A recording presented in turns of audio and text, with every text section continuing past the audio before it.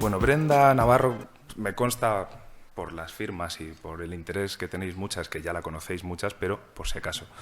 Brenda Navarro nació en México, en Ciudad de México, en 1982. Es autora de la novela Casas Vacías, que la tengo aquí, que se publicó en Sexto Piso, si no lo tengo mal, en 2019 y 2020, en México y en España, o en el orden inverso. México-España, sí. México-España, que le valió el premio English Pen Translation Award en 2019, en la traducción de Sophie Hughes, y el premio Tigre Juan en España en 2020.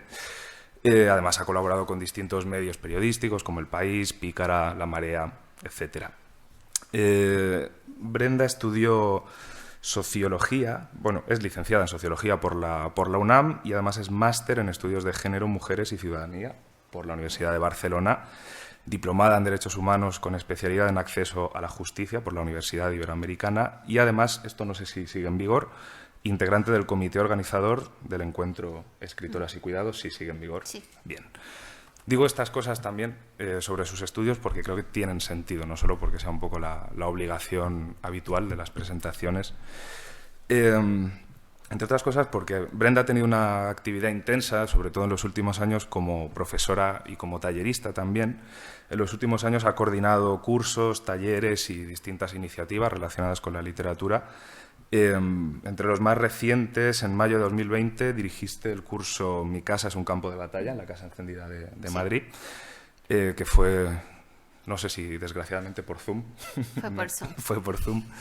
Y coordinaste también, creo que también era todo virtual, un curso muy ambicioso para la UNAM, que se llamaba, bueno, era un diplomado online realmente, Encuentros y desencuentros en la lengua española, de la lengua española, perdón, y de las literaturas hispánicas, donde tuviste como invitados a muchísimos escritores y escritoras, entre otros Ariana Harwig, Juan Pablo Villalobos, Elvira Navarro, Clara Obligado, Fernando Iwasaki o Mónica Ojeda. Pero al margen de estos proyectos, Brenda, y además de todas las presentaciones, actos online que has hecho en estos años, con otras escritoras además, que has hecho muchas cosas en diálogo y cosas que se emitieron y que la mayoría creo que todavía siguen en la red, para quien quiera bucear un poco en la red. Bueno, en Internet, en YouTube.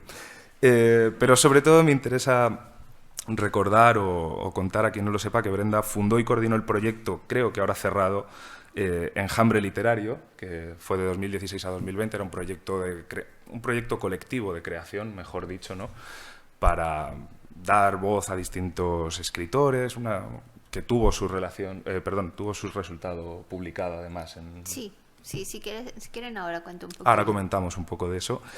Y más recientemente, Brenda, editaste, coordinaste un poco de todo la recopilación de relatos, vamos a llamarla así, No hay lugar en este país, salió en 2021 y hablaremos de ella también más adelante. Allí hiciste de editora a partir de un taller de escritura y de una serie de actividades distintas como de colaboración literaria, podemos llamarlo así, Sí, de expresión, totalmente. un poco de todo. Escritura creativa, digamos. Escritura creativa, ok. Me interesa de ese libro que tu presencia no es muy visible en el libro en sí. O sea, una vez uno se descarga, hay que ir, de hecho, al final para encontrar la nota preliminar, si lo podemos decir así, lo cual parece como además más apropiado con la forma de este libro. Y en esta nota explicabas un poco en qué consistía el proyecto. Escribe Brenda en la nota. Buscábamos generar un espacio en el que familiares de personas desaparecidas de México se expresaran creativamente mediante textos de ficción y no ficción. Compartimos 8 sesiones grupales en donde cada una de las personas que tomaron el taller fueron teniendo una transformación en el uso de su voz. Se apropiaron de su historia y me dieron el privilegio de acompañarles en el proceso. Aprendimos de todas y todos y el ejercicio de la escucha se intensificó conforme avanzábamos. De esto va ese proyecto literario, de escucharnos las unas a los otros y compartir las historias desde su voz, sin intérpretes o mediaciones. Creo que este tipo de proyectos y estas palabras tuyas, de hecho, como que resumen, por lo menos en parte, tu acercamiento a la literatura, porque tu literatura, tu escritura solitaria, si quieres, tiene mucho de colectivo y está muy, muy pegada a la realidad o a las realidades que que vivimos o que viven otros y que nos interesa conocer, creo. Así que creo que de eso es un poco de lo que vas a hablar en general, de tu relación con la escritura, con la vida, con la realidad, quizá con el compromiso, no lo sé.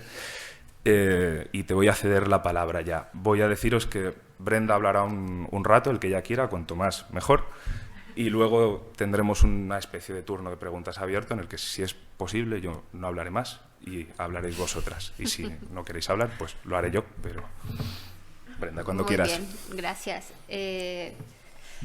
A ver, yo traía una idea de una breve conferencia, pero con la presentación que ha hecho Ferran, a lo mejor me desvío un poquito o haré más mínimo lo que traía planeado. Y me gustaría empezar con lo que yo creo que es un poco la experiencia literaria, y la experiencia literaria en mi caso siempre parte de una imagen o de un hecho concreto. Y voy a traer a colación algo muy real porque lo dijo Ferran y me parece importante. Yo conocí a Ferran en Twitter, no sé si él me empezó a seguir primero o yo a él, no recuerdo bien cómo fue eso. Pero nuestro primer acercamiento en Twitter fue porque estábamos hablando de un pimentero, recuerdo bien, que él no sé por qué me presumió un pimentero que me dio mucha envidia y de ahí nos hicimos amigos tuiteros, por así decirlo, ¿no? Y luego el siguiente acercamiento fue, como bien dijo él, diciéndome, vas a sacar un libro y me gustaría invitarte a Alicante. Y yo creo que vale la pena contarles la historia que yo te conté cuando te respondí al correo. A mí me llegó ese correo, no recuerdo, creo que había ido a ver una película, no recuerdo bien, pero iba en el metro de Madrid, pensando en que mi pareja, por la que yo vine a vivir a España, una migración por amor, digámoslo así, había nacido en Alicante. No sé por qué me llegó ese pensamiento en ese metro a esa hora, en ese momento, y pensé, nunca he ido a Alicante. ¿Por qué nunca he ido a Alicante? Ese era mi pensamiento. 5 minutos después me llega el correo de Ferran diciéndome, te invito a Alicante. Parece una tontería, pero para mí no lo es, porque creo, y aquí me apego mucho a uno de los escritores que me formó en mi adolescencia, que es Milan Kundera. Todos son señales, aunque parezcan solo circunstancias, ¿no? Con esto quiero llegar al punto de un poco del recorrido literario muy breve que ha hecho Ferran respecto a mi trabajo, porque yo sí creo que todo está escrito, aunque no sea en palabras, que ya se ha dicho todo. Y solamente estamos buscando como una nueva forma de traerlo a nuestra realidad, ¿no? Un poco como lo que decía Bea. De pronto sabemos que América Latina podría ser de alguna forma, pero luego pasan muchas cosas y se va convirtiendo en otra cosa, y esa otra cosa va dialogando hasta que un día Ferran me enseña su pimentero y a mí me da mucho enojo no tener uno como ese en casa, ¿no? También me acuerdo que cuando me escribió la segunda vez para invitarme a Alicante, además me escribió por Twitter, y yo en Twitter puse una cosa que dice, no respondo mensajes de trabajo porque Twitter no es un centro de trabajo, y él me dijo, ups, te he escrito y esto es trabajo, perdona, ¿no? Y me pareció también muy tierno porque todavía existimos personas horribles que decimos, las cosas no se hacen por WhatsApp ni por Twitter, hazlo por correo de una forma formal, y me pareció linda como esta interrupción para hablar de mí misma, ¿no?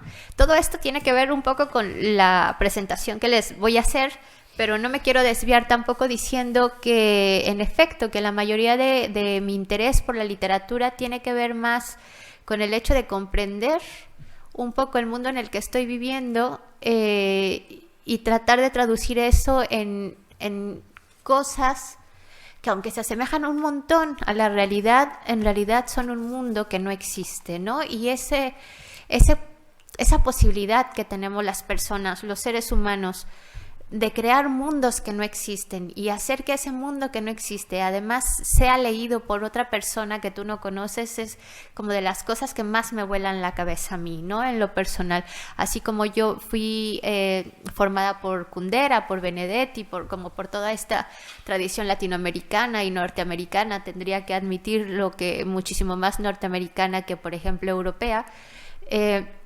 hacen que cada cosa sea como una señal, una casualidad, una circunstancia que te va llevando por el mundo de las circunstancias hasta que un día, pum, llegas al lugar donde nació tu pareja, ¿no? Sin siquiera planearlo. Y me parece que es esa cosa mágica, que le voy a llamar mágica, además jugando un poco con este realismo mágico que se nos pone a las personas latinoamericanas, sí tendría que ser tomada mucho más en serio, que de la literatura misma. Y vuelvo a ir a lo personal para luego ahora sí irme un poco a lo que traía planeado, que se va a desvirtuar un poco con todo lo que estoy diciendo, pero estaba yo pensando que además cuando yo llegué a España, llegué a Barcelona y llegué embarazada, tenía como 4 o 5 meses, o ya no recuerdo, pero llegué a un punto en el que tenía que hacer aquí en España todo este proceso de, no sé cómo lo llamen aquí, no me acuerdo, pero en México le decimos psicoprofiláctico, estas cosas que hacemos cuando una enfermera, creo, te va contando cómo tienes que respirar y no recuerdo ahora el nombre, cómo se dice acá. Es exacto. Y entonces yo me acuerdo que yo llegué a la primera sesión, además creyendo que yo lo sabía todo porque yo ya era madre, así como, bueno, a ver qué me dicen.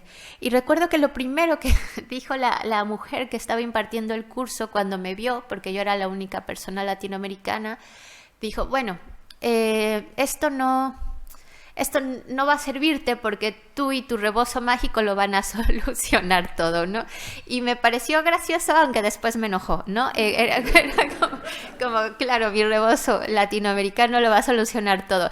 Finalmente no lo solucionó todo, la niña despertaba todas las noches como todos los otros niños del mundo y hizo cosas que hacen todos los otros niños del mundo. Pero me quedé pensando, y siempre he pensado que aquí en España todo lo que nosotros en Latinoamérica pensamos que puede ser parte de nuestra realidad o del mundo de ficción que queremos compartir desde Europa es leída como una cosa muy extraña, casi que fantasiosa, ¿no? Y muchas veces me pregunto qué tanto de la realidad misma estamos negando cuando queremos que todo sea como tan terrenal. Entonces, cuando a mí me dicen que mi literatura es muy realista o que refleja totalmente la realidad, me pregunto yo, ¿estaré acaso traicionándome a mí misma porque no tengo yo este realismo mágico que tanto defiendo en la vida diaria? Y no sé, es una pregunta que me voy a seguir haciendo y que no sé si me pueda responder. Hice este paréntesis porque he estado pensando mucho cuando me invitan a hablar de mí, que es una cosa muy extraña, ¿no? No sé si a alguien aquí le hayan invitado a hablar de sí mismos, es complicado. Que me invitan a hablar de mí y de mis historias, cuando creo que mis historias van caminando un poco solas. Y hablaré un poco de todo esto que ha mencionado Ferran respecto a alguien por aquí me lo dijo, ¿no? Leí tu novela cuando estaba en PDF. Y me parece fenomenal y creo que sigue en PDF y está fenomenal que la sigan leyendo en PDF, porque también esa cosa mágica del que estoy tratando de hablar y que estoy defendiendo dentro de la ficción tiene que ver como con este proceso de Casas. Casas fue un libro que yo escribí después de que nació mi hija en Barcelona. Ya tenía el borrador, pero como ya el verdaderamente escribir, ¿no? Como cuando una hace como el borrador de lo que va a entregar en la tesis, lo hice en México y luego ya en Barcelona, después de ser madre por segunda vez, dije, este libro tiene que salir en serio y escribirlo en serio. Y tenía 2 horas al día para hacerlo cuando llevaba a mi hija como a este lugar, como a la Escola Bressol en Barcelona, en el que yo solo podía pagar 2 horas del tiempo y corría a casa y me ponía a escribir la novela. Esta novela me di cuenta de que si yo se la enseñaba a muchos editores que yo conocía en México, podría ser rechazada no por el contenido, sino por mi persona, ¿no? Es decir, como ya me conocían, como sabían mis vicios, como sabían un poco de qué iba yo, a lo mejor iban a tener como ese filtro, ¿no? Como es que lo escribió Brenda. Y entonces empecé a ofrecerla a algunos 2 o 3 editores fuera de México, viviendo yo aquí en España.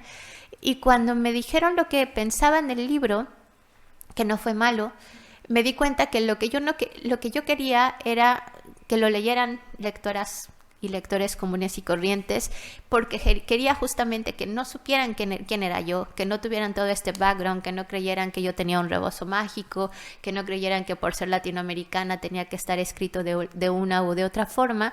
Y entonces hablé con el proyecto de Caja Negra, que en realidad Caja Negra pero en ese momento era un proyecto de periodismo digital independiente que había ganado premios de derechos humanos en México, y les dije, lo que necesito es la plataforma, ¿no? Porque la edición la estoy trabajando con mi mejor amiga, que es editora, porque mi mejor amiga va a ayudarnos con la maquetación. Lo único que necesito es la plataforma para subirlo y yo poder decir, aquí hay una historia y quien quiera leerla, la lee, y quien no, pues no, ¿no?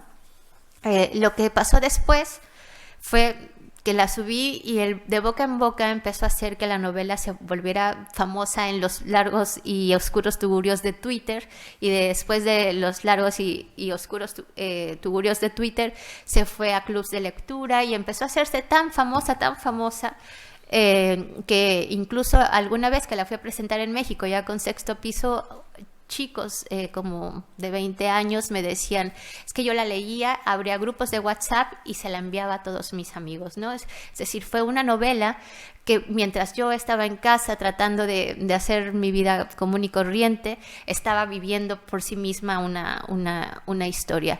Y luego llegó Fernanda Melchor y le dijo al país, pues yo recomiendo Casas Vacías, y de ahí, digamos, el boom hasta hoy que estoy aquí, ¿no?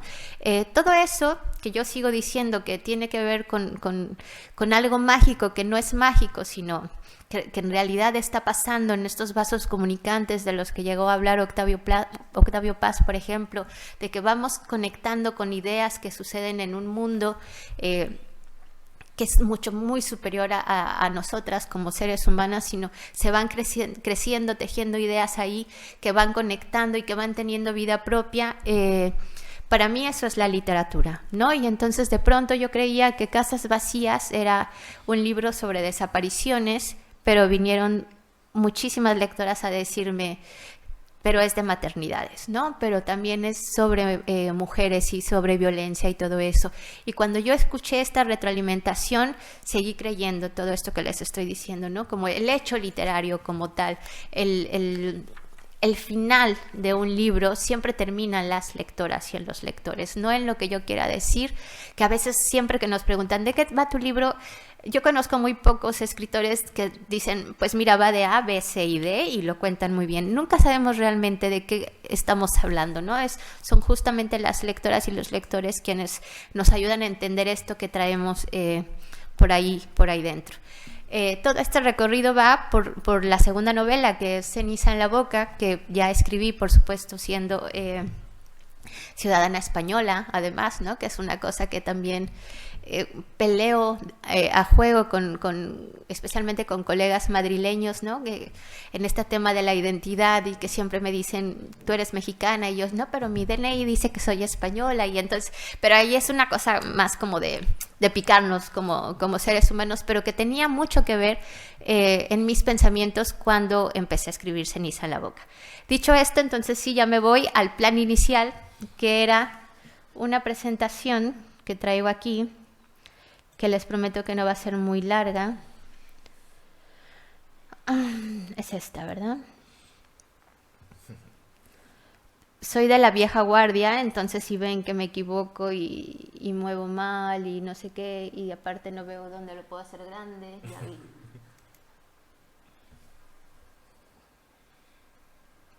Ay, bueno, sí, así, ¿no? Sí, sí. Sí se ve bien. Así se ve lo que se tiene que ver, fenomenal. Cuando empecé a escribir Ceniza en la boca, por supuesto me empecé a preguntar desde dónde estaba escribiendo en la novela, si estaba hablando de algo que me interpelaba directamente a mí como persona migrante latinoamericana, a la que le decían que su rebozo mágico iba a ser más fácil la maternidad, si tenía que ver con lo que yo veía como realidad ajena a mí misma, porque una siempre es nueva en todos los lugares, ¿no? Cuando entramos al kinder, a la primaria, siempre las cosas son nuevas, pero cuando eres una persona a la que tú no, pero el mundo te etiqueta de alguna forma, ya no estás como muy segura de cuál es tu lugar en el mundo y lo tienes que performar. Y yo me preguntaba todo el tiempo, ¿quiero hablar de esto que me está removiendo o hablo de otra cosa? ¿O hablo de México? ¿O qué es de lo que quiero hablar? Y cuando me lo preguntaba, me llegó una noticia, no sé si esto ya es, espero que no, pero en fin, me llegó una noticia sobre un adolescente de 14, 15 años que se aventó en el barrio de Usera, en Madrid, del quinto piso. No sé cómo llegué a esa noticia, no tengo idea. La abrí, la leí y las únicas dos cosas que recuerdo perfecto es eso, ¿no? Que un chico de 14, 15 años se aventó del quinto piso en este barrio del sur de Madrid, digamos un barrio en donde la mayoría de la población es migrante, ¿no? Y que se pensaba que tenía que ver con bullying, que el chico probablemente no era migrante. Es que siempre me pierdo. Los inmigrantes son los que vienen de fuera y los emigrantes internos son los que se mueven, digamos, por el territorio, ¿no? O los que se van, ¿no? No sé. Bueno, yo le quito el prefijo y... Yo también le digo migrante. Bueno, que al parecer era como alguien de Galicia o algo así, que no quedaba muy claro, ¿no? Y que la otra cosa que recuerdo de esa noticia fue que pensaban que el bullying lo hacía un chico que se llamaba el Bolivia.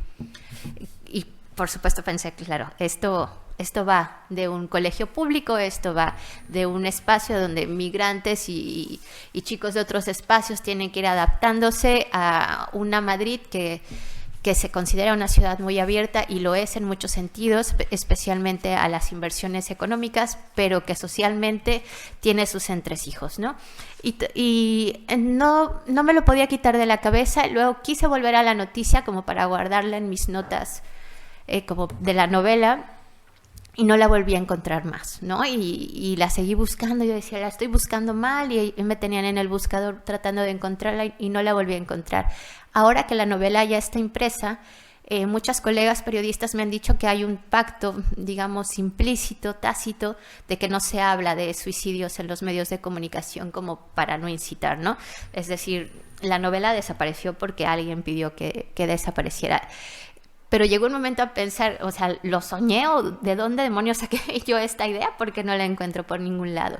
Y entonces yo en ese momento estaba escribiendo una novela que tiene mucho que ver con la tercera parte de Ceniza en la boca, la parte de México, que tenía que ver con un entorno militar, por así decirlo, dentro de México, pero esta idea de un chico arrojándose por el quinto piso no me dejaba, ¿no?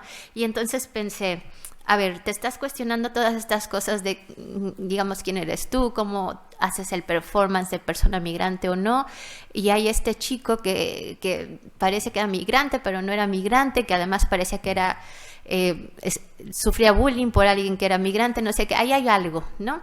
Y entre que lo pensaba, apareció el nuevo disco de Vampire Weekend, con el que empieza la novela, y escuché esta canción que se llama Sympathy, que habla literalmente de un conflicto político, y aparece este verso con el que empieza la novela, ¿no? Diego García es una isla, etcétera, y me hizo un clic, ¿no? Esto que digo, como todas estas ideas que hay en el mundo circulando, y dije, claro, el chico se llama Diego, claro, esta es una novela de algo político, pero muy personal, ¿no? Y así empecé a escribir Ceniza en la boca, y me di cuenta, por supuesto, que entonces no era un tema de autoficción, que no era que yo, por ser migrante, tenía que hablar de migraciones, y que no era un tema que me atravesaba a mí, porque soy una migrante tan privilegiada que hoy tengo a varias personas escuchando lo que digo, ¿no? Sin embargo, era un tema que me preocupaba mucho,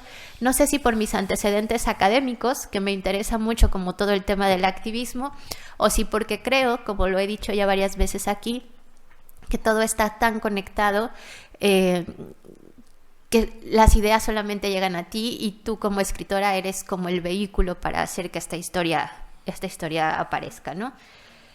Luego, en este proceso creativo,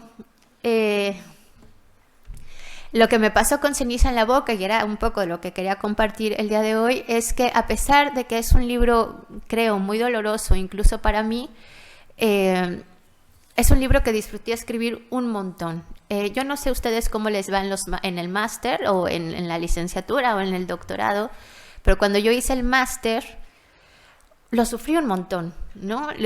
O sea, leía y todo, lecturas que me interesaban, pero en el fondo era como algo que yo tenía que responder hacia una exigencia académica X. Y lo sufría un montón porque yo quería hacer estas otras cosas, ¿no? Solo que yo quería también ser académica en ese momento y lo sufría y sentía que tenía que responder a ciertas expectativas que no eran mis expectativas, ¿no?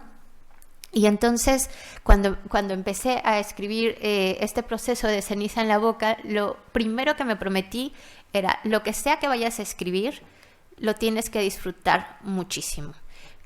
Tienes que ser que cuando vayas y te sientes en el ordenador, estés contenta de que te vas a sentar en el ordenador a escribir lo que sea que vayas a escribir.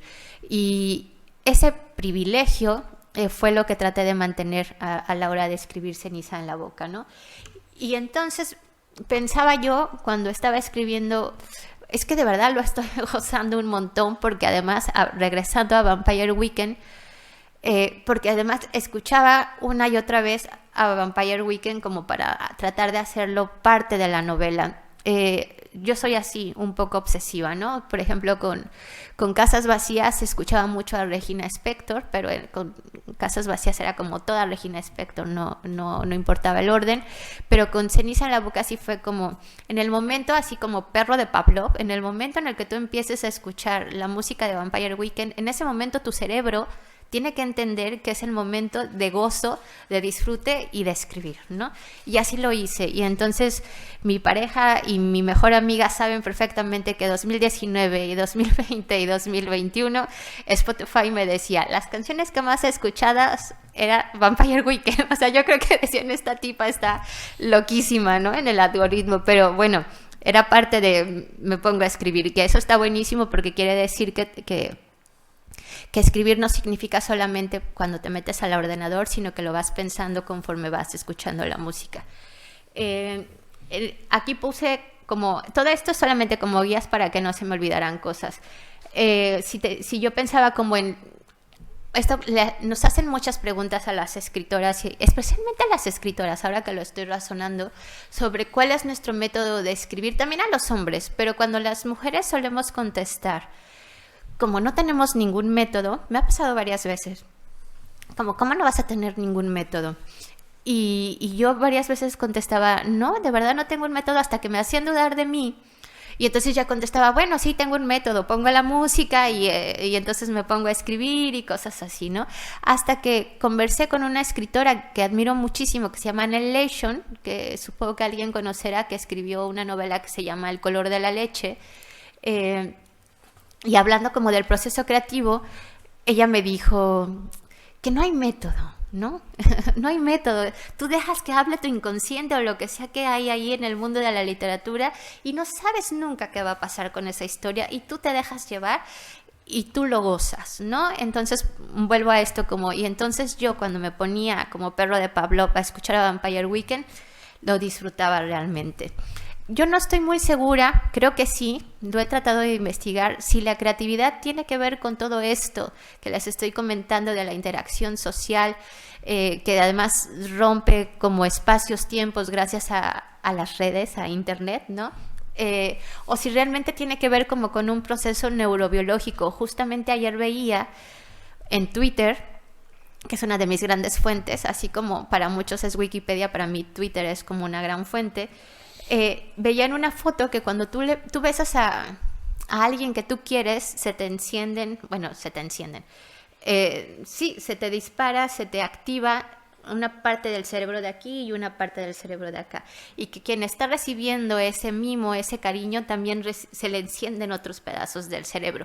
Yo no sé si pase eso un poco con la literatura, ¿no? Si cuando vas escribiendo y escuchas la canción de Sympathy de Vampire Weekend se te enciende algo del cerebro y eso hace que la hipnosis de las neuronas vaya generando estas historias, o si realmente es una interacción social. No lo sé, pero ahí lo voy dejando sobre la mesa, especialmente porque sé que ustedes tienen que escribir cosas no tan creativas, ¿no? Que tampoco estoy muy segura de si haya una verdadera frontera entre escribir académicamente o digamos, literariamente, porque hay que ser muy creativos para hacer un texto académico, hay que ser muy creativos para saber escoger la cita y saber encontrar como el hilo conductor de un trabajo académico. Luego, pues esto. Entonces, cuando estaba escribiendo también Ceniza en la boca, creo que más de Ceniza en la boca porque cuando escribí Casas Vacías no tenía idea de nada, ¿no? Es como esto que decía Neil Ashton, yo escribía por escribir y se acabó. Cuando estaba escribiendo Ceniza en la boca, que ya era yo como entrevistada o considerada como escritora y que me hacían muchas preguntas, medios de comunicación o en clubs de lectura sobre si todo lo que tenía que ver con los libros era autoficción, yo siempre he defendido que no, que todo es parte de la imaginación, aunque se parezca mucho a la realidad, ¿no? Un poco con lo que yo empecé, porque aquí es un tema que me encantaría discutir a fondo con ustedes y con más personas, como el tema de la autoficción, ¿no? Esa cosa, pero ustedes seguramente lo saben mejor que yo, que siento que es una cosa gringa que estamos heredando y apropiándonos fuertemente y que no sé si quiero que nos apropiemos, ¿no?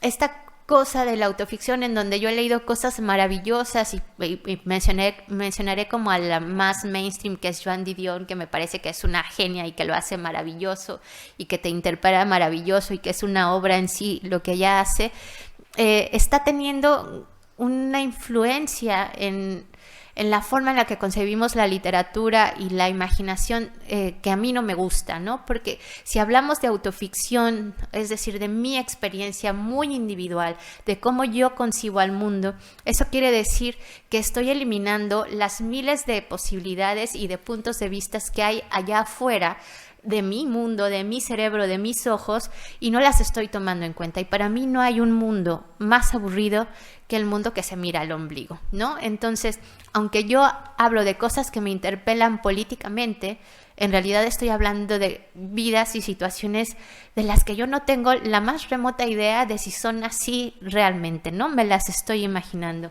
Y aquí traía este punto de la imaginación, porque por un lado estoy peleada con el tema de la autoficción de chicas, que todas nuestras experiencias son valiosísimas, pero si dejamos que nos coarten la imaginación, estamos dejando que nos coarten las posibilidades de imaginar más mundos, ¿no? Ya sea de ficción o de lo que sea. Y a mí me da un miedo terrible eso. Luego también como pensar en esto que les digo de las neuronas que se encienden y la sinapsis, porque si para mí hay dos cosas que nos hacen diferencia de otros seres vivos, es justamente la posibilidad de crear lenguajes por medio de la imaginación para comunicarnos entre nosotras hasta tal punto que tenemos lenguajes, he olvidado la palabra, pero lenguajes que hacen que yo ahora pueda conectar esto y que yo haya conocido a Ferran por medio de Twitter, aunque nunca nos hayamos visto en la vida, ¿no? Entonces, quería como traer esto a colación de... Claro que podemos escribir hermosísimas historias epistolarias, hermosísimas cosas que tienen que hablar de nosotras, si así lo queremos, si así lo defendemos, pero no es lo único que podemos hacer, ¿no? Y yo creo que la academia gringa, que además lo hace muy bien, porque para todo el mundo anglosajón todo es negocio y lo hacen maravilloso, y a lo mejor sí tendríamos que aprender un poco a vender nuestro trabajo culturalmente, no es la única opción, y parece que estamos yéndonos a esa tradición que no sé si le está haciendo bien a la literatura en general, especialmente cuando yo presento un libro y me dicen, ¿esta es tu experiencia? No, no es mi experiencia, ¿no? O sea, no todo tiene que tratar de mí. Luego, bueno, aquí encontré esta cita maravillosa que me gustó un montón sobre la imaginación por lo que dice. No sé si leerla o ya simplemente, bueno, la voy a leer. La imaginación, por así decir, todavía trabaja con respecto a una realidad dada que caleidoscópicamente reordena, reestructura, y yo haría un énfasis muy grande en recrea, ¿no? Este es un libro que habla un poco como de cuáles son los límites o los bordes o las fronteras que hay entre la imaginación y la fantasía, y yo aquí cambiaría un poco la fantasía y pondría la ficción. La ficción propone otra realidad, un mundo fantástico, un mundo de ficción, un mundo inventado, donde los objetos están sujetos a sus propias reglas de juego, las normas de la realidad. En un espacio como el universitario, en donde no hablemos, que seguro que sí lo hablan, pero ahora que yo estoy aquí, yo no hable de la posibilidad de que en un mundo en el que se piensa, en donde las mentes tienen que ser creativas, no creamos nuestras propias normas de creatividad, sea lo que sea que estemos escribiendo. Entonces, ¿en dónde, no? Lo defiendo un montón, y lo defendí un montón a la hora de escribir Ceniza en la boca. Otra cosa que también me preguntan mucho es las fuentes de la literatura, cómo me empapo de otras escritoras y otros escritores, quiénes son los que más me han influido. Y a veces un poco por ya veo que ya se me está acabando el tiempo, un poco por aburrimiento y a veces por molestar, siempre contesto lo mismo, ¿no? ¿Quiénes te influyen? Agatha Christie, que es verdad. Para mí Agatha Christie es la escritora del siglo XX más importante, y me lo pueden debatir personas que tienen más conocimiento en literatura, pero para mí así es. Pero siempre respondo a ella porque es como, ¿alguna vez hemos pensado que no solo la literatura se alimenta de literatura? Y aquí puse, ¿no? Como, pues se alimenta de teatro, de música, de Rosalía y Velázquez, ¿sabes? Es como un mix de toda la realidad, de todas las disciplinas artísticas que hacen que se dialoguen todas estas ideas y que pueda ser o un libro, o una obra de teatro, o un meme, o lo que sea. Y aquí vuelvo un poco a lo personal. Cuando terminé la tercera parte de Ceniza en la boca, que es donde cierro la parte de México, que es realmente la que más me interpela, y donde, no sé si la han leído, no voy a hacer un spoiler, la novela va de que un chico se arroja del 5º piso, ¿no? Y se muere, ¿no? O sea, no les estoy haciendo ningún spoiler, eso es lo que pasa. Cuando termino la tercera parte de la novela, me acuerdo perfecto porque fue como, pues sí, ya se murió Diego, ¿no? O sea, ya, aquí se acabó Diego. Y me acuerdo que la terminé, dejé el ordenador y fui al cuarto de mi hija adolescente y le dije, me voy a venir aquí un ratito como para despejarme, ¿no? Pero también como porque sí terminé en este gozo un poco como, ya se está terminando la novela. Y me acuerdo que ella me preguntó, ¿por qué estás triste? Y yo le respondí, porque se murió un personaje. Y ella le dio un ataque, una carcajada, y me dice, mamá, ¿pero te das cuenta que lo mataste tú? O sea, ¿te das cuenta que estás triste por algo que tú has hecho? Y es una anécdota que voy contando porque, en efecto, yo lo maté, pero digamos que en este gozo de escribir, quise tanto a Diego a la hora de escribirlo que de verdad terminé súper triste, ¿no? Así como entendí un poco de qué iba Diego y me quedé así como, ay, esto de verdad me está doliendo como escritora. Y eso me parece maravilloso porque sigo recordando que Diego García tiene ese nombre porque escuché una canción, porque leí una noticia periodística, ¿no? Como todas estas cosas. Nunca fue un libro literario el que me impulsó a escribir la novela, fue como todas las cosas que están pasando en el mundo. Aquí vuelvo un poco como casi ya cerrando, a esta parte de la terminé, mi hija se rió de mí, entendí que estaba siendo yo un poco ridícula frente a ella y me fui como me voy, no me entiendes, ¿no? Pero bueno, todo esto es un poco como para decir, dentro de este gozo, que de verdad lo disfruté un montón y estoy como muy orgullosa de mí misma de haber podido como compenetrarme un montón con las canciones, como con todo lo que estaba haciendo que me retroalimentara, que vuelvo un poco a las preguntas que me hacen, ¿no? Como, ¿quién te influye? ¿Por qué? ¿Qué te interesa? ¿Por qué tus novelas son tan sociales? Y yo siempre respondo, si en la literatura, ¿qué es lo que está haciendo que personas quieran conversar conmigo, que compren mis libros, que quieren, que se interesan por mis historias? No es dentro del lugar donde más gozo, donde voy a meter las cosas que me interesan, entonces ¿dónde? ¿No? Me parece un poco absurdo como decir, bueno, pero esto lo dejo, el activismo lo dejo como para el espacio público y todo lo demás pues ya para mi creatividad. Y para mí no hay límites, ¿no? Nunca hay límites en eso. Tienen que chocar, se tienen que poner en conflicto, que para mí además es súper importante dentro de la literatura. Y eso tiene que ver por mi formación autodidacta audiovisual, ¿no? En una película, si no tienes un conflicto, te aburres. A menos que digas, vale, me voy a ver esta película que sé que es una propuesta artística como tal. Cuando tú vas a ver una película, estás esperando el conflicto para que se solucione, ¿no? Entonces, para mí sí, y es muy claro en mis novelas, ¿no? Desaparece un niño y se muere un niño, o sea, hay un conflicto clarísimo.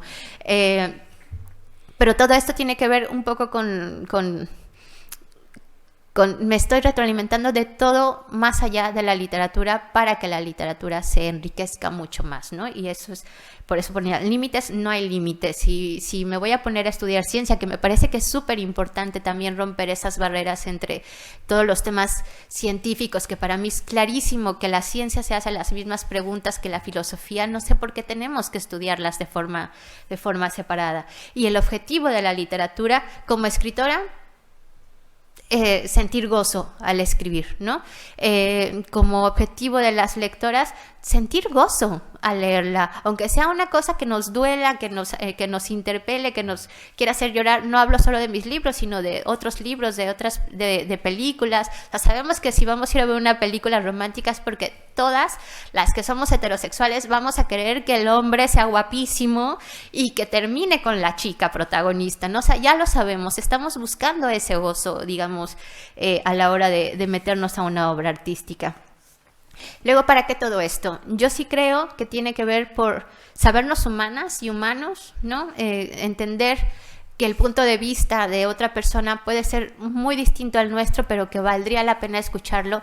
Que, ojo, escucharlo no es estar de acuerdo ni justificarlo, pero escuchar es importante para compartir conocimiento, ¿no? Y vuelvo a esta anécdota del rebozo. Probablemente si nosotras, como mujeres occidentales, les preguntáramos a estas mujeres del rebozo, que en Latinoamérica lo que suelen hacer las mujeres, especialmente de comunidades indígenas, es sí ponerse un rebozo y traer al niño detrás, ¿no? Porque tienen que trabajar o qué sé yo. Si nosotras escucháramos cómo es esa magia para que el chiquillo no esté llorando todo el tiempo, tal vez aprenderíamos un montón de cosas, ¿no? Y luego, final, digamos, lo que quería compartir en un espacio que me parecía como súper importante, un lugar en donde se estudia literatura latinoamericana, hispanoamericana o lo que sea, era justamente como apelar a todo lo que les he dicho, porque si no es en un lugar en donde estamos estudiando cómo podemos presentar diferentes historias, en donde apelemos a la imaginación y al gozo, entonces no va a haber otro lugar. Así que hay que aprovecharlo un montón, hay que seguir buscando que existan estos espacios, porque, digamos, si ponemos esta conferencia específica con el concierto de Zetangana en Madrid, claro, somos muy poquitas personas, pero estas poquitas personas, si se están conectando con otras personas, al final no sabemos tantas, pero somos muchas como para seguir sosteniendo esto que llamamos literatura, imaginación y realidad. Así que muchas gracias por venir hoy, gracias por darme el espacio y le cedo la palabra a Fernando, aunque él ya no quiera hablar.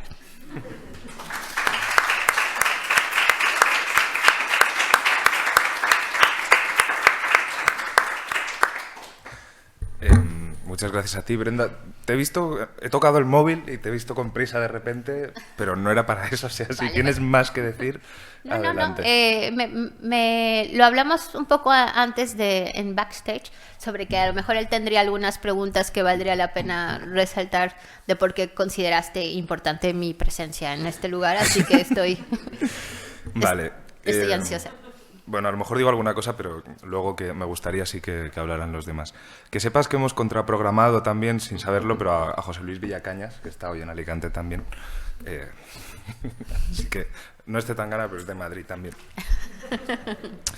La verdad que hay un montón de cosas. O sea, por una parte están las cosas que yo había pensado y luego has hablado tú y he apuntado más cosas. No las voy a decir todas. Pero sí estaba pensando, porque últimamente estoy leyendo mucho a María Moreno y además leyendo algunas cosas precisamente sobre autoficción y tal, que es un término que está muy en boga desde hace tiempo en realidad, ¿no? Y que a mí me incomoda un poco también, aunque me estaba acordando mientras hablabas de una frase de Alberto Giordano en un libro que tiene precisamente sobre la autoficción, pero un poco contra la idea de autoficción, que decía algo así como que, bueno, creo que la frase era que el éxito de la autoficción provocaba simulacros de análisis colectivo. Es decir, esta cosa de cogeros a un montón de escritoras y escritores, pero yo creo que últimamente más a escritoras, además, y más a escritoras latinoamericanas, y pasaros un poco por una picadora de carne académica o crítica cultural, que no tiene por qué ser... O sea, no todos los pecados son de la academia, se reparten entre más. Sí. Y claro, en ese sentido pensaba en tu obra, en las dos además, porque creo que hay una serie de cosas en común en los dos libros a nivel estructural, pero estoy juntando todas las preguntas en una, y eso es trampa. Sí te quería preguntar, entonces, un poco en relación con la autoficción, ya que has dicho tú también que volverías, o que te gustaría decir algo más, quizá, sobre eso. Sí. O sea, yo estoy de acuerdo. Es que creo que todo es muy perverso, no solo dentro de la academia, ni todo acto humano es perverso, la verdad, y eso también está bien. Pero creo que la autoficción lo que está haciendo, al menos desde la academia estadounidense, es como meternos en cajitas, ¿no? Y de pronto esas cajitas empiezan a hacerse tan variables, tan diversas, tan inclusivas, que cuando hace eso un país que es la epítome del capitalismo, tú tienes que empezar a sospechar, ¿no? Es como, esto no es gratuito, esto está sucediendo por algo. Y cuando tú empiezas a fragmentar la realidad de tal forma en la que, curiosamente, la autoficción termina siendo una cosa de escritoras, entonces ya empiezas a entender como todas las aristas que hay dentro de eso, ¿no?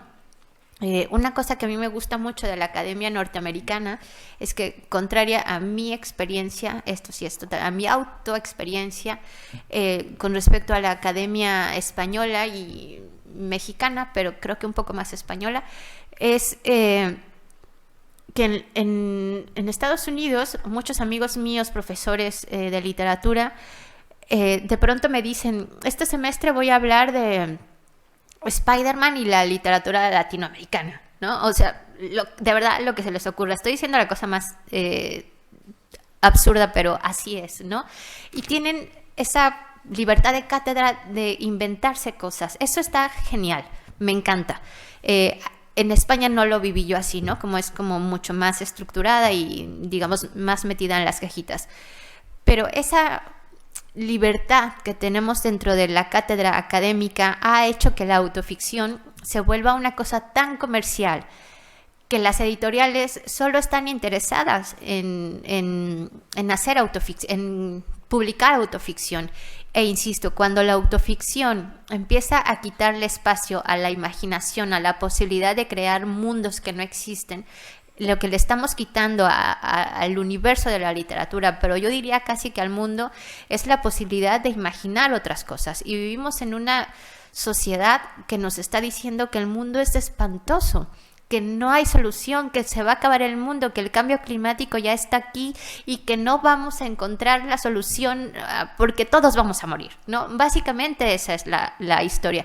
Y es verdad que todos vamos a morir, pero de la forma en la que muramos es la clave, ¿no? Y por ejemplo, en Ceniza en la boca, y todo tiene que ver con la autoficción, lo que yo pongo como de manifiesto es, hay violencias estructurales que no importa si vives en España o si vives en México o vives en Centroamérica o donde sea, que están haciendo que el mundo se sienta tan horrible que la adolescencia cree que no hay mundos posibles. Y eso pasa porque no estamos dejando que dentro de la adolescencia, cuando toda esta vulnerabilidad de identidad permita que aflore la imaginación, entonces sí que nos estamos acabando el mundo. Y cuando creemos que el hablar de nuestra propia experiencia es lo más importante, de lo que estás haciendo es que otras experiencias se callen. Y a mí me parece que es la cosa más aterradora cuando tú permites que desde el lugar de creatividad se callen otras voces.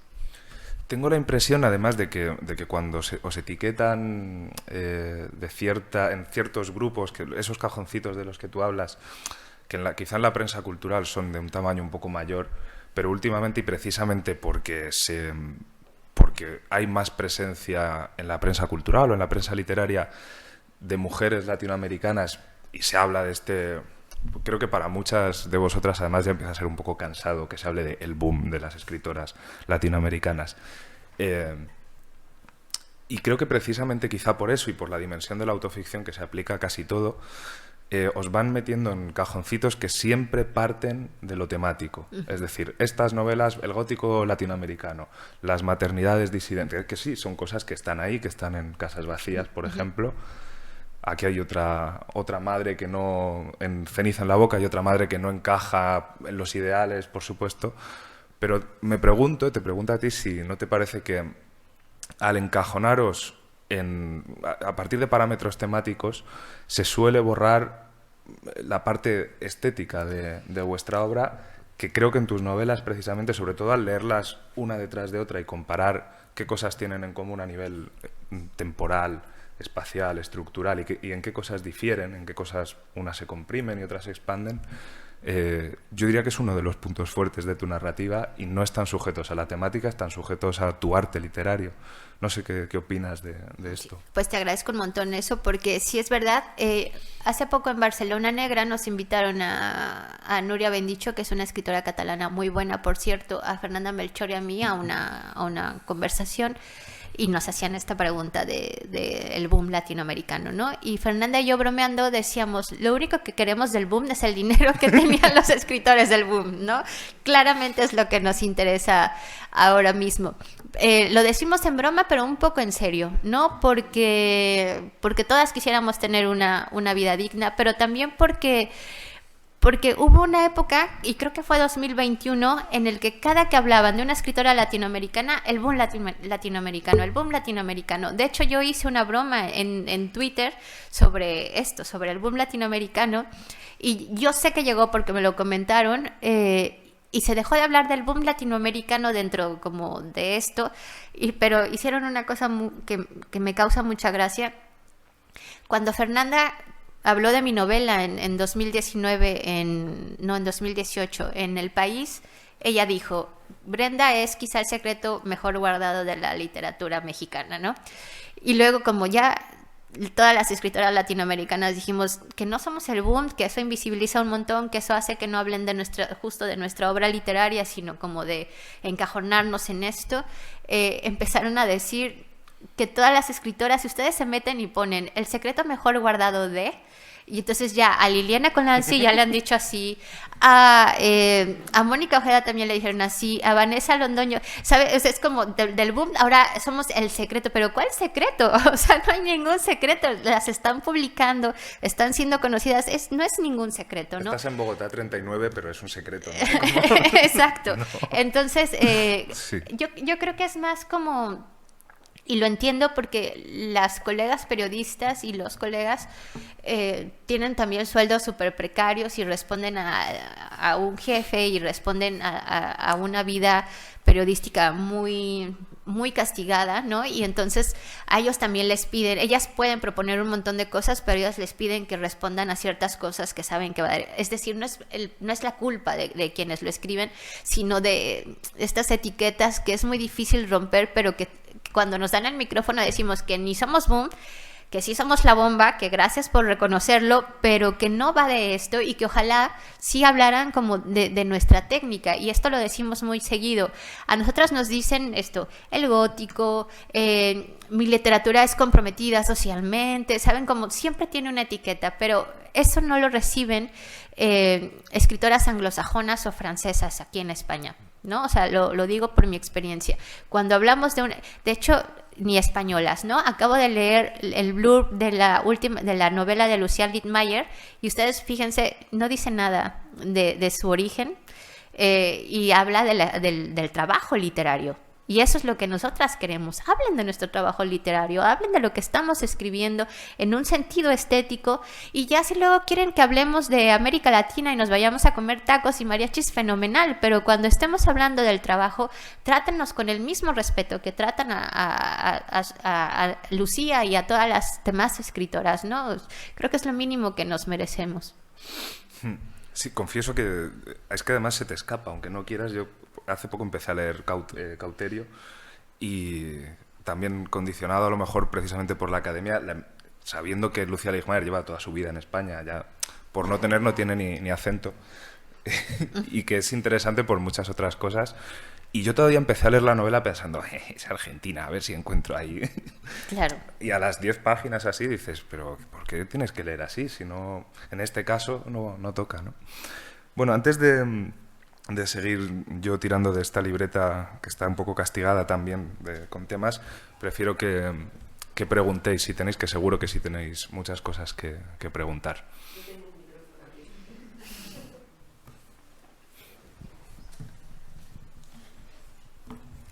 Hola. Yo tengo varias preguntas, pero no quería comentar con respecto a esto que habláis de las escritoras latinoamericanas, que la parte positiva es que yo, gracias a estos artículos, he descubierto autoras, y hoy he venido porque he visto escritora latinoamericana aquí en Alicante. Es para mí como un honor, ¿no? Como decir, estás con lo que me gustan, y me gustáis precisamente por el estilo, porque me parece que jugáis mucho con, no sé, que sois innovadoras, ¿no? Entonces, gracias. Quiero ver la parte positiva, que igual yo he llegado por ahí, pero luego ya pues las sigo en Twitter o en algunos sitios, ellas se recomiendan, y yo las recomiendo, pero porque me gusta mucho el juego literario que hacen. Y quería preguntarte cuando has dicho lo de que te preguntan por el método, que no tienes método, si no crees que porque las mujeres, las escritoras o las mujeres que escribimos, es porque escribimos cuando podemos. Ay, me encanta que hagas esta pregunta. Bueno, pero que en realidad sí que hay, o sea, que sí nos lo curramos un montón, sí, ¿no? Que no tenemos igual como... Exacto, sí, me encanta, o sea, que nos lo curramos un montón, porque, por ejemplo, Ceniza en la boca, sí que yo o sea, que me lo ocurre diciendo, en este capítulo voy a tratar este tema y voy a tratar de indagar no sé qué, y además hice una conexión como con la música de Vampire Weekend, es decir, me lo ocurrió un montón, ¿no? Eso por el lado específicamente creativo, pero también es cierto que me lo ocurrió un montón para que yo pudiera tener un espacio después de hacer la comida, de tener la casa limpia, de tener el trabajo, de como un montón de cosas, y luego me llegó la pandemia, ¿no? Y entonces ya no podía escribir, pero luego cuando dejamos de estar confinados, volví a currármelo un montón para entregar todo mi trabajo, y que en las vacaciones de ese año yo pudiera ir a Sevilla, donde mi hija sabe que puede jugar y hacer cosas y no tengo que estar encima de ella, y tener espacio para trabajar, ¿no? O sea, que es decir, que es verdad que las escritoras solemos tener espacios más fragmentados para poder escribir, y por eso mismo hablaba yo un poco como del gozo, ¿no? Porque si lo estamos buscando tanto y estamos teniendo doble o triple jornada de trabajo para poder llegar a este momento, pues al menos que sea un poco disfrutable. Pero es verdad que las escritoras por lo general tenemos escrituras fragmentadas, y eso no sé si es una virtud o no. El otro día también pensaba, y que tiene que ver con lo que tú me dices, esto de la habitación propia, ¿no? Y que en América Latina empezó con Gloria Anzaldúa, pero ahora se ha reivindicado más como no queremos una habitación propia, sino como el espacio propio, y una escribe donde puede. Y el otro día yo pensaba en lo triste que es que ahora que estoy promocionando la novela, mi espacio propio son Renfe, ¿no? Los trenes de Renfe. Y yo decía, no sé si esto es lo que yo realmente pensaba como el espacio propio para escribir, ¿no? Pero bueno, es lo que hay, y una hace lo que puede, pero es verdad que es complicado en sí escribir y quitarte todas estas cosas del ser mujeres, ¿no? Gracias por preguntarlo. Aprovecho que tengo el micrófono, Brenda, porque precisamente lo que estabas comentando ahora también lo planteaba Valeria Correa hace unos días, y decía que eso estaba vinculado también a la novela breve, es decir, ella decía, soy una autora de aliento corto, en parte porque mi vida personal también me ha obligado a no plantearme proyectos muy amplios, ¿no? Y aunque no esté bien que comparemos con el boom, lo cierto es que aquellos autores tenían mucho tiempo y escribían novelones, ¿no? Y de hecho tendían a la novela total. Y mientras que vosotras estáis en buena medida centradas en novelas breves, con proyectos muy cuidados, muy trabajados estilísticamente y muy cerrados en joyitas pequeñas, digamos, ¿no? Gracias. Solo que yo aquí pondría el ejemplo de Fernanda Melchor, ¿no? Fernanda escribió Temporada de Huracanes haciendo todas estas cosas que acabo de mencionar, ¿no? Es decir, yo no estoy segura, y me lo acaban de preguntar un periodista sobre esto de la novela corta, que además yo creo que si lo puedes escribir en pocas, está bien, ¿no? O sea, que la historia da lo que da, pero digamos, hablando de esto, yo siempre pienso en Temporada de Huracanes, que es un trabajazo, y lo hizo Fernanda escribiendo a las 5 de la mañana porque tenía que tener la casa, ¿saben? Como que no estoy muy segura de si esa correlación nos sirva para todas. En mi caso sí, pero probablemente no es la experiencia de todas.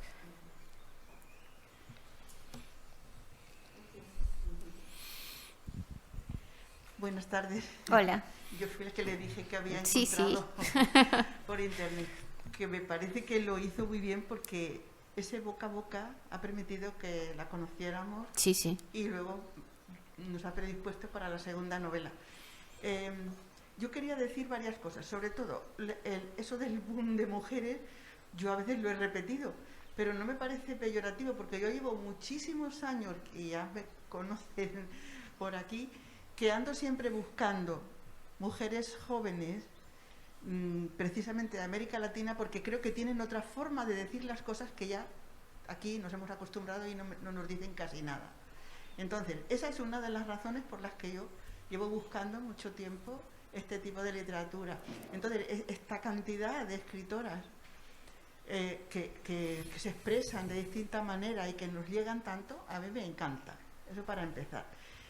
También por ese tiempo limitado a la hora de escribir, creo que los hombres no están así, y también creo que por eso se expresan de otra manera.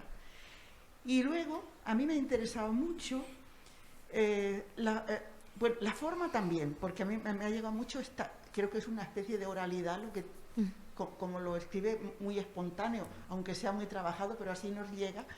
Pero sobre todo es que acababa de leer en poco tiempo, por ejemplo, a Gabriela Ponce con Sanguínea, a Pilar Quintana con La perra, Casas vacías, era esto. Y yo creo que sí que tienen una preocupación en común sobre la maternidad, no solo, pero también.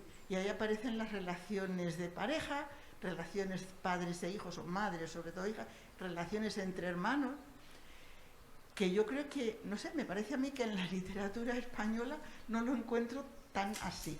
Entonces, no sé si lo ha hecho con intencionalidad, porque es verdad que lo del suicidio casi que no se trata, y está bien porque Piedad Bonet reivindicaba que se hable del suicidio, está bien. Pero había intencionalidad en tratar este tema entre madres, hijas, padres, hijos, sobre todo, y bueno, y luego ya en la migración. Gracias. Gracias a ti. Es que son varias cosas que quiero decirte, a ver si no se me va ninguna. Sí, que el problema no es con que lectoras como tú o como muchas otras que están interesadas en la literatura latinoamericana nos busquen por ser latinoamericanas, que te lo agradecemos un montón. Que el problema está en que cuando nos etiquetan en el mundo editorial, que en el mundo editorial hay mucho dinero, ¿no? Pero el dinero no van a las mujeres especialmente, y mucho menos a las mujeres latinoamericanas, ¿no? El problema que nosotras como escritoras vemos no es que nos busquen como escritoras latinoamericanas, sino que nos siguen relegando a un nicho que puede terminar siendo una moda, ¿no? Y entonces cuando dejemos de estar de moda, a lo mejor ya no nos quieren publicar. Es decir, esa es como un poco la pelea con el mundo editorial, no con las lectoras, que a las lectoras les agradecemos un montón que estén interesadas en la literatura latinoamericana y que haya centros de estudios latinoamericanos, que eso es muy importante para mí. Respecto a la oralidad y todo eso que tú dices que no encuentras, fíjate que en Ceniza en la boca, especialmente en digamos que solo en la primera parte no, pero en todas las demás partes traté de recoger el español que yo escucho en España, ¿no? Es decir, que a lo mejor no lo encuentras porque no lo estamos recogiendo las personas que escribimos, pero yo he escuchado en calles de Madrid, de Sevilla, de Barcelona, de Granada, este español que yo estoy reflejando. O sea, hay un lenguaje del castellano latinoamericano en este momento en España que está sucediendo en nuestras calles y que no se está recogiendo porque no sé por qué, ¿no? Es una gran pregunta que yo también me hago, y una intención, sí, muy bien pensada, fue justo recoger que se habla mexicano, pero también en la novela se habla colombiano y se habla boliviano y se habla catalán y se habla inglés, porque esto se escucha en nuestras calles. Y aquí en España está sucediendo todo esto. Entonces, quizá lo que tendríamos que hacer las escritoras, y me sigo incluyendo, es seguir escuchando qué pasa en las calles, porque en realidad observar es una de las herramientas más, observar y escuchar es una de las herramientas más importantes para las escritoras. Y luego la última pregunta, que me parecía la más importante, la he olvidado por no querer olvidar todas las demás. Era que si era intencional. Si era intencional lo del suicidio, porque pasa un poco como con la maternidad, que muchas personas me han dicho: es que de esto no se hablaba. No, sí se habla un montón. Lo hablamos todas las mujeres en nuestras casas, con nuestras amigas, etcétera. Lo que pasa es que no nos han permitido hablarlo dentro del espacio público como deberíamos de hablarlo, ¿no? Y sobre el suicidio, creo, o sea, he tenido probablemente 10 presentaciones ahora en España, y no hay en una sola presentación, quizá esta sea la primera, que alguien no me diga: yo conozco a alguien que se suicidó, o un familiar mío se suicidó. ¿Qué está pasando? O sea, que no nos lo estamos inventando, que hay muchísimos adolescentes suicidándose, que hay personas pidiendo la eutanasia. Es decir, que es un tema que se está hablando en las calles, pero que por alguna razón, y que yo no entiendo bien por qué, creemos que si se habla se contagia, y no es cierto. Cuando hablamos de las cosas es cuando podemos encontrar soluciones. Así que sí, para mí era como, a mí me está doliendo mucho que hay adolescentes suicidándose, y mi única manera de expresarlo era por medio de una historia, porque no sé expresarlo de otra manera, ¿no? Entonces sí, totalmente intencional hablar de maternidades y de suicidio y de violencia estructural, totalmente. Gracias por la pregunta.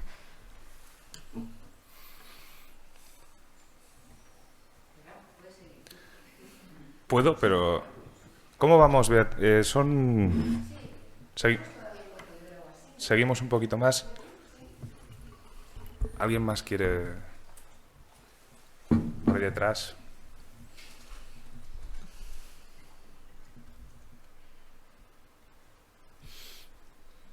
Bueno.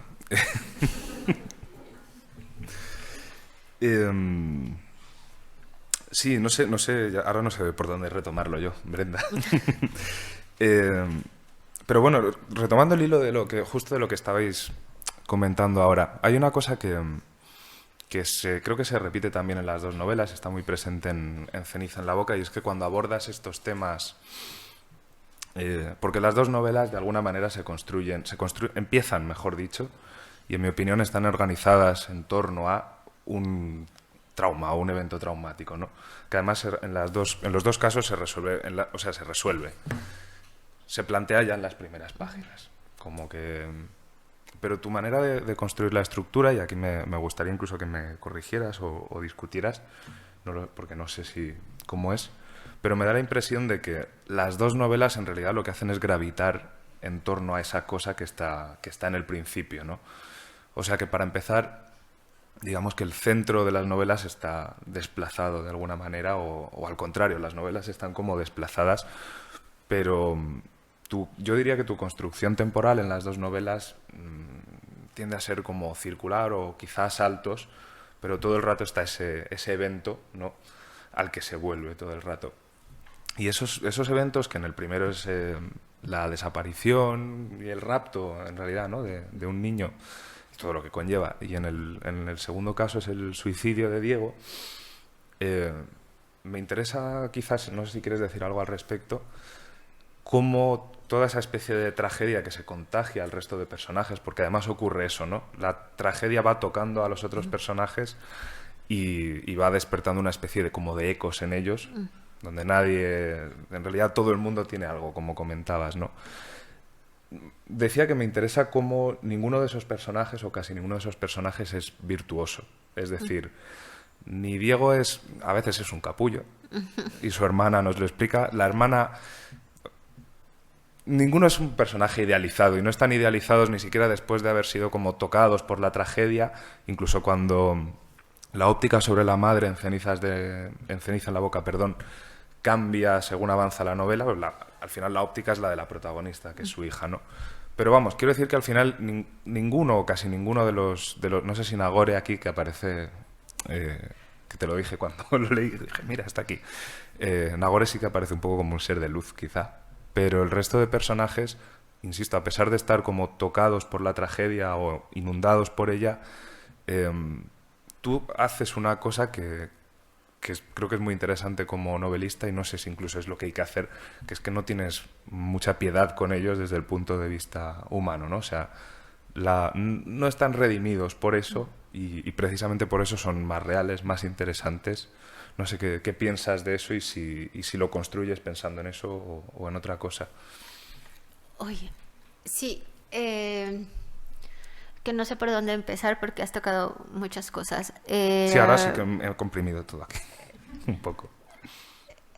A ver, sí, las dos novelas empiezan con el conflicto, ¿no? Como había dicho, tengo como esta fijación norteamericana de si no hay conflicto, no hay historia, y me gusta mucho como escritora retarme a decir, a ver, aquí está el conflicto, como decimos en México, a ver, mamacita, ¿cómo le vas a hacer para hacer que esto no se caiga, ¿no? O sea, ese es mi reto como escritora, hacer que, aunque ya saben qué pasó, quieran saber qué más sigue pasando, aunque ya sabemos qué pasó, ¿no? O sea, me parece que eso está bueno. Una cosa que parece muy obvia, pero que lo tomo muy en cuenta, es que las dos tragedias tienen que ver con hombres, ¿no? O sea, y además con hijos, ¿no? Como con hombres en construcción, me parece. Y también eso está pensado porque sí creo que el mundo gravita en tanto lo que le sucede a los hombres, ¿no? El mundo, al menos de mis novelas, al momento de ser creadas. Lo que me lleva a contestar un poco lo que he pensado como trabajo literario es que, por supuesto, ya sé que hablo de mujeres, que ya sé que hablo de violencia estructural hacia las mujeres, y entendí con Casas Vacías, después de todo lo que me dijeron las lectoras, es que estaba hablando de algo que parece que solamente pasa en el espacio privado, ¿no? Y lo que pasa a los hombres, a Daniel, Leonel y a Diego, está dentro del espacio público, pero afecta directamente a lo privado, ¿no? Y en Ceniza en la boca sí que también fue una cosa muy, muy pensada, que tenía que ser algo que trastocara muchos espacios públicos, ¿no? O sea, que no se quedara solo en la casa, sino que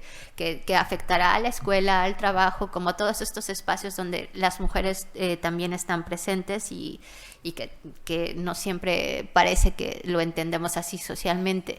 Y luego también otra cosa que construí pensando como en mi propio trabajo es que viene una tercera novela que ya sé de qué va, que ya sé un poco cómo la voy a escribir, y que tenía que ser como el cierre de estas cosas, como también para ponerme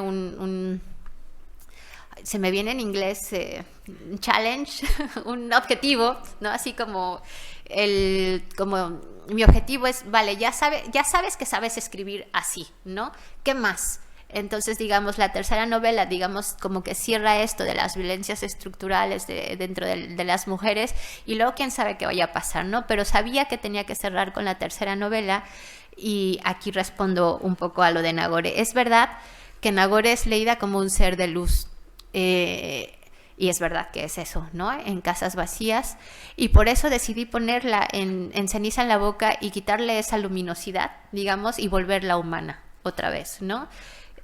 O sea, como decir, sí es verdad que Nagore para las lectoras es como esta chica que da esperanza y que cuestiona y que parece que sale de este mundo de violencia, y en Ceniza en la boca quise como, vale, sí, pero también es humana y también dice groserías y también tiene sus propios conflictos y también abandona, ¿no? Porque ella como que se acerca a la protagonista, pero no se hace su amiga, ¿no? Como que se aparece, pero Nagore dice, bueno, vale, me voy, que yo tengo mis propias cosas que hacer, ¿no? Por así decirlo. Es decir, la traté de volver humana porque me parecía que se lo merecía, ¿no? O sea, como que no tenía que ser pobre, que creyeran que era un ser de luz. Y luego cuando supe que Nagore iba a estar en Ceniza en la boca, pensé, pues entonces también la otra chica, la protagonista de la tercera novela, tiene que estar en este intermedio. Y está, pero no les voy a decir quién es, ¿no?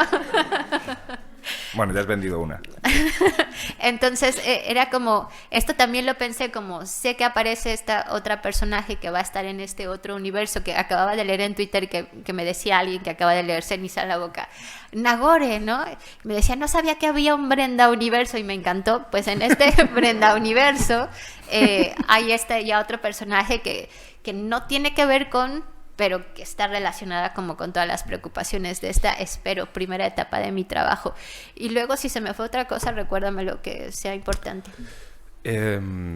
No lo sé, porque yo dije muchas cosas también sin pensar un poco. De todas formas, Nagore, o sea, a mí unas personitas aplaudieron dentro de mí cuando apareció, como si fuera una peli y aparece, no lo sé, la viuda negra y todo el mundo como, bien, está aquí otra vez. Sí. Bueno, te pregunto, a mí es que me obsesiona un poco el tema de las estructuras, así como un poco como en abstracto. Y te quería preguntar también por eso si lo pensaste, porque a mí me da la impresión de que... Sí. Bueno, esto creo que no es relevante, pero a mí me gustan mucho las dos, pero Ceniza en la boca me ha gustado más todavía. Y me pregunto si es porque en Casas vacías tenías una novela con dos patas, digamos, ¿no? Con dos focos narrativos, dos mujeres que hablan distinto y forman parte de la misma historia en torno al niño, ¿no? Y me pregunto si es porque en Ceniza en la boca, que es una novela, por cierto, un pelín más larga, creo, no mucho más, pero un poco más, y sin embargo es más sencilla estructuralmente, porque es la voz de ella, de la protagonista, y el foco es siempre ella, ¿no? Es ella la que, o bien la que atraviesa los distintos acontecimientos, o, en mi opinión, quizás son los acontecimientos que la atraviesan un poco a ella, ¿no? Porque parece o sea, esta pregunta iría partida en dos, a lo mejor, también. Si por una parte, si es algo intencional, esta especie de unión estructural, como si hubieras cosido dos cosas que estaban un poco separadas en Casas vacías, y aquí parece que al reducir un poco esa complejidad narrativa, en realidad la novela florece y se abre más, ¿no? De alguna manera. Y también te pregunto, no sé si es una impresión personal o no, pero si piensas en el personaje de la protagonista un poco así como... Ella tiene un cierto problema con la agencia, o sea, parece que hay algo en ella como que se deja llevar y que viene de antes del trauma, que es otra cosa que creo que le ocurre a tus personajes, que el trauma no les cambia totalmente, sino que agudiza cosas que ya estaban ahí en realidad, ¿no? No sé... Sí, no sé si he vuelto a preguntar mucho. No, pero está bien que traigas lo del trauma porque me parece importante. Cuando escribí Ceniza, Casas vacías, me preguntaban por qué estaba fragmentada y no sé, como todo esto. Y me decían, no recuerdo, pero era como, ¿te salió natural? Y yo decía, no, ¿qué va? No me salió natural. O sea, investigué como mucho de qué forma podía transmitir, cómo se cuenta un trauma. Y un trauma no se cuenta de forma lineal. Siempre te vienen como ciertos recuerdos y luego los olvidas y luego ya estás hablando de otra cosa y vuelve a ti como ese otro recuerdo y te vuelves a regresar, y un poco era como la estructura de Casas vacías. Y me parece que un poco también es el trauma de la protagonista de Ceniza en la boca, la que estructura el pensamiento. Sin embargo, sí creo que en Ceniza en la boca lo estructura de una manera en la que hace que las lectoras como que transicionen todo el tiempo, ¿no? Como que crees que vas a un lugar y luego te regresa, pero te regresa porque te quiere explicar esta otra cosa, y siempre va como respondiéndote cosas que crees que no se van a responder y se responden. Entonces sí, estaba como muy pensado eso, y por querer responderte lo del trauma, se me fue la otra pregunta, lo siento, que era sobre... que florecía más la protagonista de... Sí, o sea, como que siendo más sencilla la estructura... Por cierto, que por lo que dices ahora, cuando antes decías que Diego se murió en la tercera parte, y es que se entiende muy bien a las que hayáis leído la novela ya, porque Diego sí muere en la primera página, pero si acompañamos a la protagonista y a su voz narrativa, para nosotros Diego no acaba de morir todavía hasta que no ocurre eso, ¿no? Sí. Pero bueno, lo que te... No, espérame, es que sí, era por ahí. Que tú decías que como que en ceniza sí como que cosí para que digamos como una especie de acordeón, ¿no? Siento como que, Sí, como... que parecía más comprimido, pero que en realidad se abría como un poco más. Y es cierto, y también tiene que ver con que no sé si se note, pero de hecho me lo dijo un lector mexicano, que él sí lo notó.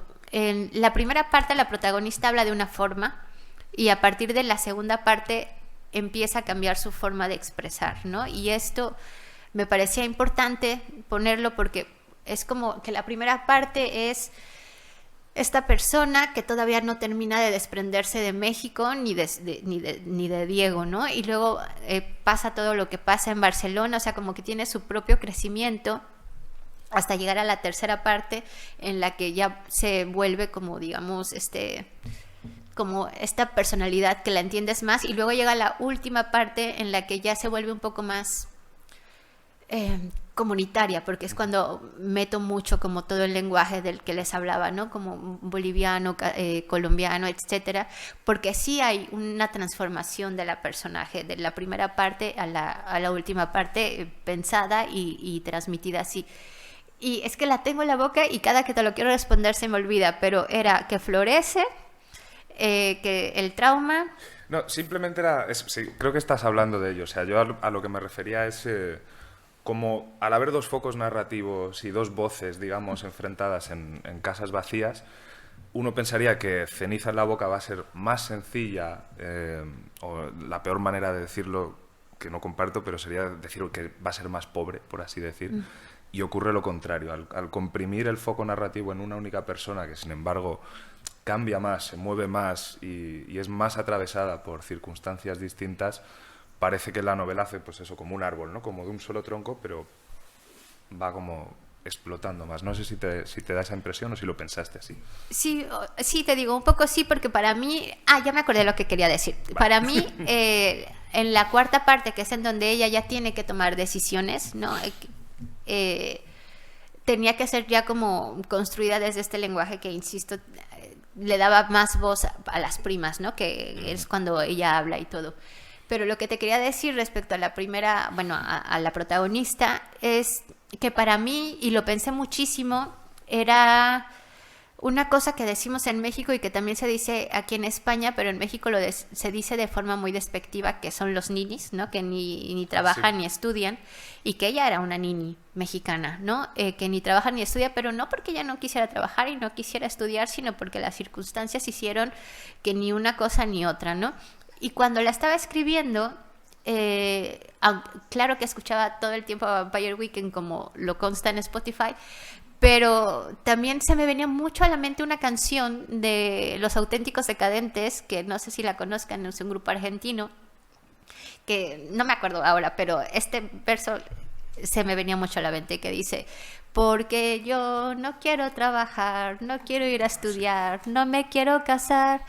Y yo sentía que era como una cosa muy de ninis, pero no en sentido despectivo, sino hay una rebeldía adolescente, casi adulta, en el que se está transmitiendo no en manifestarse, no en querer cambiar al mundo, sino en decir, no quiero pertenecer a este mundo, ¿no? Y creo que la protagonista es un poco rebelde en ese sentido. Es como, tú me estás pidiendo que sea canguro, tú me estás pidiendo que sea la cuidadora de Diego, me estás pidiendo a su pareja que yo sea una exitosa, me estás pidiendo muchas cosas y no quiero ser ninguna de estas cosas. Entonces para mí es un poco rebelde, como no voy a entrar en tu mundo, no quiero entrar en este mundo, porque es su forma de rebelarse al mundo. Un barlevismo, pero como activo, ¿no? Fuerte. Exacto. Como, no quiero hacerlo. Así es.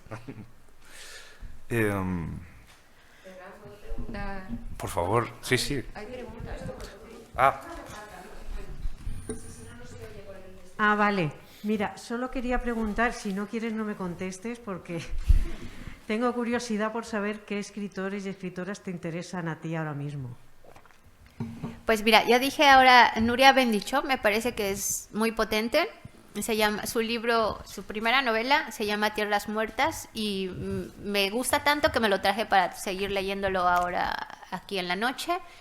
Me interesa mucho un escritor que se llama, Julie, no sé, pero escribió Fiebre Tropical.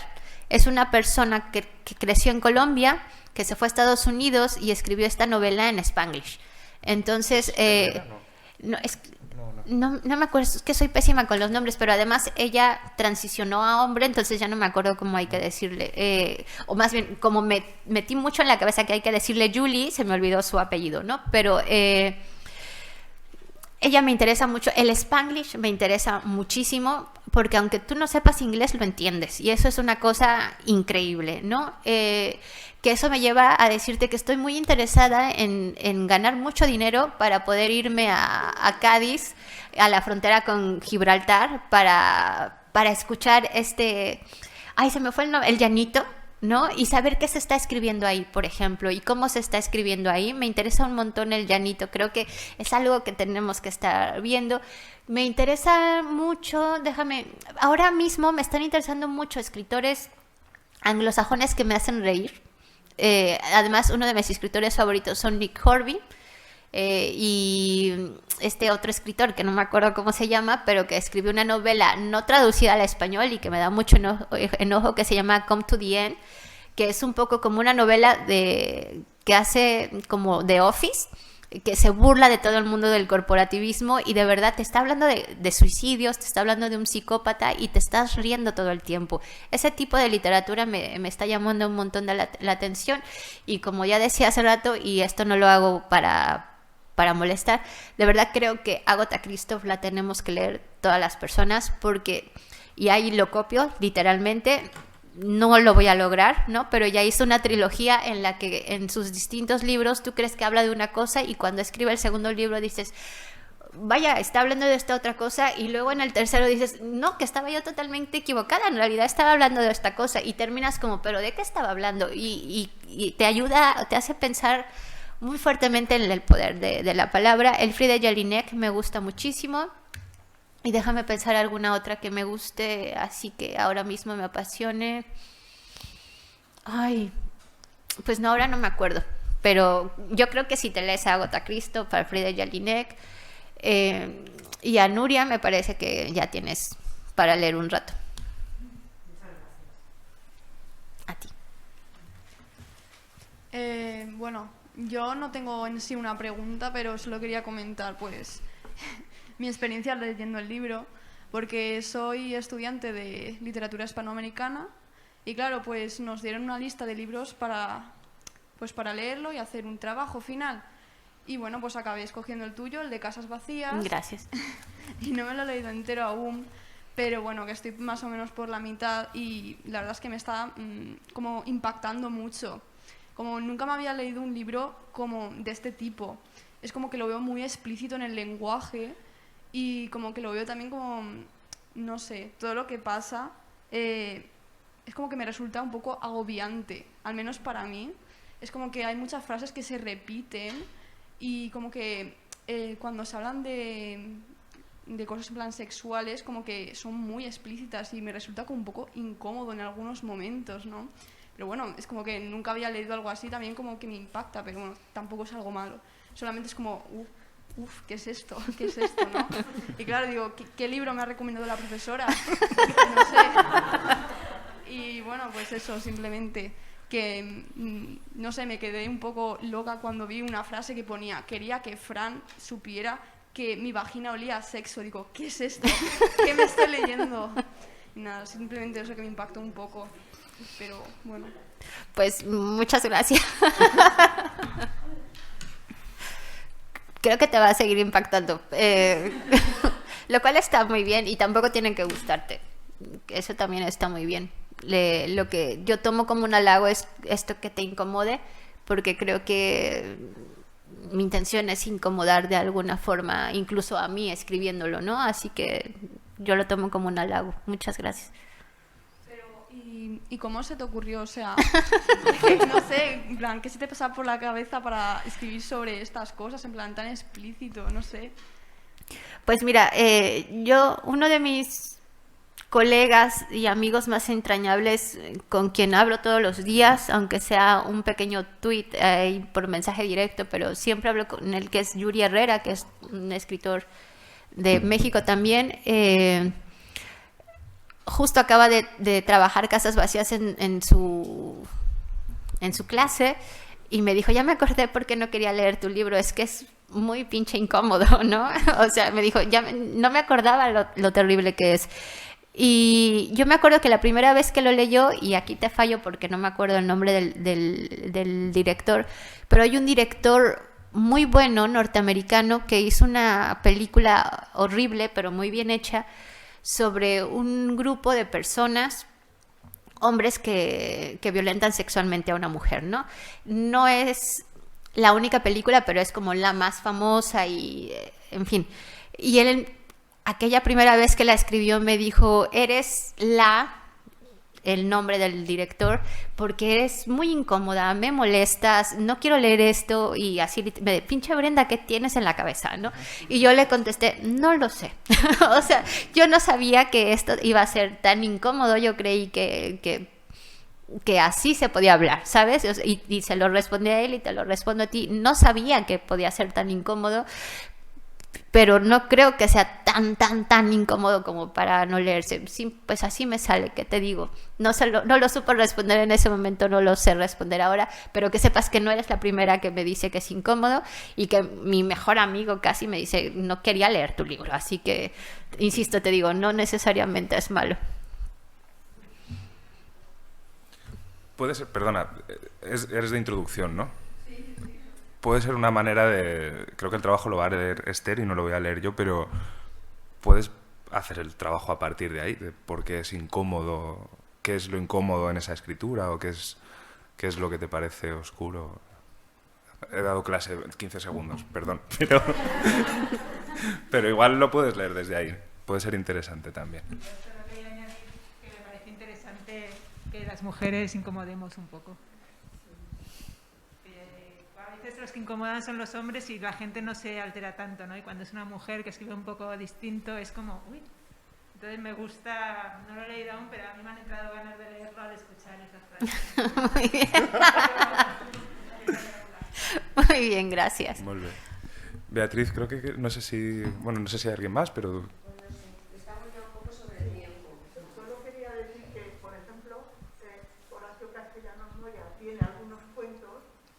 Son incomodísimos y de lo contrario, ¿por qué a los hombres les permitimos eso y a nosotros nos incomodan? Yo eso me pregunto por qué. Bueno, Margot Grant siempre comenta la anécdota de que cuando tradujo a Bataille le dijeron que ella había hecho una traducción pierniabierta. Es decir, que él había escrito lo que había escrito, pero la que lo había escrito guarramente era ella al traducirlo, ¿eh? O sea que es esa misma idea. Bueno, no sé si tenemos alguna pregunta más, o nos quedaríamos aquí toda la tarde, claro, pero... Bueno, muy rápidamente, Brenda, ¿tu condición de socióloga crees que afecta a tu escritura también? ¿Tu profesión misma? Sí, muchas gracias por preguntarlo. Yo sabía que yo iba a escribir, yo creí que iba a ser cineasta, pero mis condiciones materiales no me lo permitieron en ese momento, pero sabía que quería escribir, que quería inventar historias. Y todo el mundo me decía, estudia comunicación, ¿no? Como es el lugar que parece idóneo para ti. Y yo, muy sabiamente, aunque no sabía que eso iba a ser sabio para mi vida, dije, no, quiero estudiar sociología para entender el mundo del que voy a escribir. Me lo agradezco, a esa Brenda del pasado me lo agradezco porque creo que sí, que definitivamente la sociología me ayudó a entender, a tratar o creer que entiendo el mundo en el que habito. Definitivamente me influye muchísimo, sí.